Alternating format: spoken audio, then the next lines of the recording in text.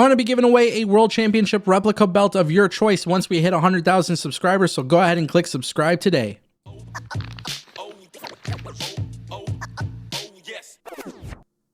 Breaking news, ladies and gentlemen, we have to talk about it. Multiple stories are coming up. Earlier today, we talked about Malachi Black being removed from the AEW roster. Now today, we have a bigger update. Miro and Ricky Starks have also been removed from the AEW roster. PWInsider.com has come out and revealed that Miro and AEW mutually agreed on his exit from the company. This is obviously a very big deal. Miro is somebody who I feel like has been totally underutilized since joining the company. Obviously, things just simply didn't work out.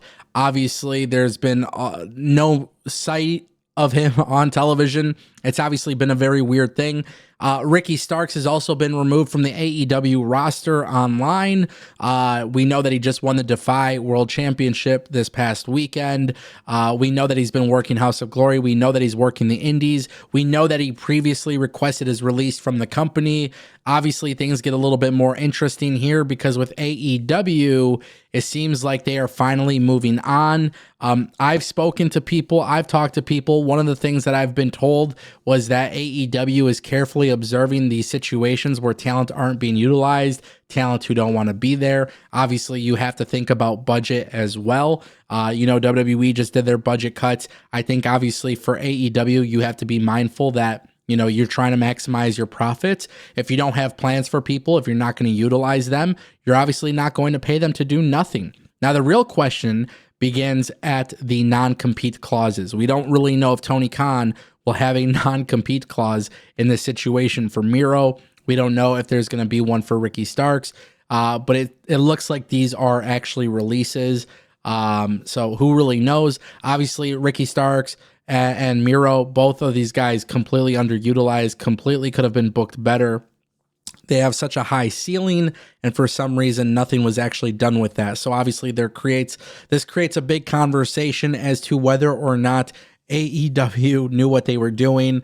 And obviously, when people are departing, you have potential, incoming talent, which, as you guys know, Sonya Deville, AOP, Isla Dawn, Cedric Alexander, and so many others have just recently been released by the WWE. You have to wonder if maybe AEW could be potentially putting in a play for them to join the company, whether they want Blair Davenport or not, or whether they want him for Ring of Honor.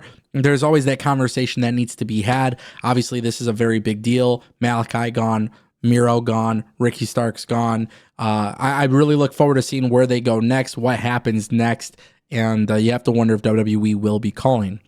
I want to turn our attention to Trish Stratus. There are some plans for Trish Stratus that could potentially be happening. We absolutely got to talk about this because, quite frankly, the whole situation with Trish Stratus is strange. We saw her at the Royal Rumble. Fightful Select has now reported that WWE sources said around the Raw on Netflix premiere that there has been discussions for Trish Stratus to make upcoming appearances. Fightful had followed up on that. They were told that Stratus would sometimes make pitches and that she's a constant piece of discussion for them. The belief is that she will be involved with the company in some way and headed into the Elimination Chamber, as the show is obviously in Toronto. The company did produce new merchandise for her, which we saw most recently. Obviously, that's a very big deal, and obviously the company is going to try to maximize that. Trish Stratus is a legend. We just saw many departures in the women's division. You have to wonder if Trish Stratus will be coming into the company and doing some stuff. And, listen, I'm obviously a huge fan of Trish Stratus. Obviously, I hope it works out for her. I think the idea should always be to move forward regarding, your younger talent. You got to push forward with pushing your younger talent. If this is a situation where Trish Stratus can get involved and then push an up-and-coming talent, that would be a really good idea. And then obviously it just makes Elimination Chamber a little bit bigger and better because it is in Toronto. Obviously that big hometown pop matters, and you can't forget about that. But we're not going to talk about Trish Stratus any longer, ladies and gentlemen. We're going to continue the conversation. Cedric Alexander is teasing the arrival to AEW on Instagram. Obviously, this ties in very big into these AEW cuts. AEW is a very weird company. when it comes to recruiting. There's been rumors that they're bringing in Speedball Mike Bailey. We don't even have confirmation on that, but that kind of seems to be the destination for him. You have to wonder if AEW will bring in Cedric Alexander. Obviously, him teasing the Hurt Syndicate, it makes a lot of sense. I did say this on my live show, and I do think this is probably the most important thing. I don't think he should be reunited with the Hurt Syndicate. I would actually much rather see him go to TNA, become the king of the X Division, climb up the ranks, and potentially go for the TNA World Championship. I think there's a lot of cool opportunity there. But when you see AEW departures, it does make room for new signings. And I think Cedric Alexander is definitely talented and he should definitely be on TV. The issue with Cedric Alexander, and I think one thing that a lot of people are going to be looking at is, will Cedric Alexander go work for the guy that publicly disrespected his wife? That seems to be a major talking point in this situation. Now, obviously, as I said earlier in this video with Miro and Starks, and then obviously in the previous video with Malachi Black, you're losing some key talent, right? When you lose key talent that you haven't been utilizing, you have to wonder if Tony Khan would actually utilize Cedric Alexander, which is why I have a little bit of an issue with him going to AEW. He can go in with the Hurt Syndicate, and that's cool, but all you are doing is recycling a WWE idea. I would like to see something fresh, something new, something that speaks of the utmost importance, and I think that's why Cedric Alexander, if he did join AEW, he has to actually be involved in like big time matches and big time feuds. It's really hard to stand out in AEW if you're a really, really good wrestler. And obviously one of the biggest strengths for Cedric Alexander is the fact that he's a really, really good wrestler. So when we talk about Cedric Alexander possibly joining AEW, I'm not 100% against it. I just think he actually fills a void in TNA, and that is why they should bring him in.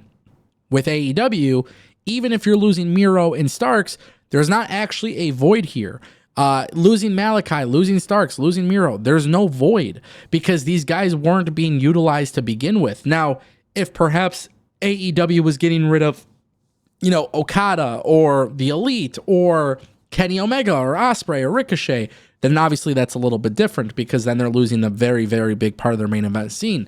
However, AEW's main event scene is currently already covered. It's the undercard where I think they take a little bit more of the struggle, a little bit more of the issue. So very, very interesting stuff. But obviously, yeah, you got to pay attention to what's happening here.